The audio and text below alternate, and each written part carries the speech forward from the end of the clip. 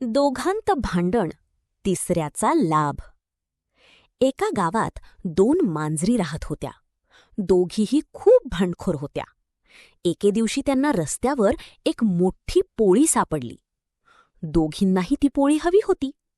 पहिली मांजर म्हणाली, "ही पोळी मला जास्त मिळायला हवी, कारण मी आधी पाहिली." दुसरी मांजर म्हणाली, "नाही, मी आधी उचलली, म्हणून माझा हक्क जास्त." दोघींचे जोरात भांडण सुरू झाले.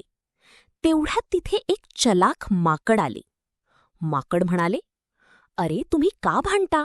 मी तुमच्यात न्यायाने वाटून देतो." दोन्ही मांजरी तयार झाल्या. माकडाने पोळीचे 2 तुकडे केले, पण एक तुकडा मोठा आणि दुसरा लहान झाला. माकड म्हणाले, "अरे रे, हा तुकडा मोठा झाला. थोडा खाऊन समान करतो."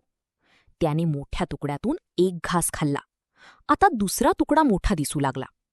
माकड पुन्हा म्हणाले, "अरे, आता हा मोठा झाला." असे म्हणत त्याने दुसऱ्या तुकड्यातूनही घास खाल्ला.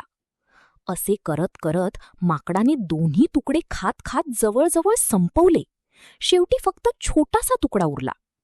मांजरी म्हणाल्या, "तो तुकडा तरी आम्हाला दे." माकड हसून म्हणाले, "हा माझ्या मेहनतीचा मोबदला."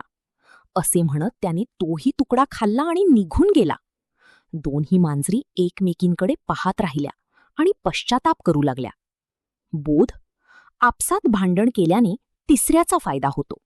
जर तुम्हाला ही गोष्ट आवडली असेल तर व्हिडिओला लाईक करा, तुमच्या मित्रांबरोबर शेअर करा आणि अशाच सुंदर मराठी बोधकथा ऐकण्यासाठी आमच्या चॅनलला सबस्क्राईब करा.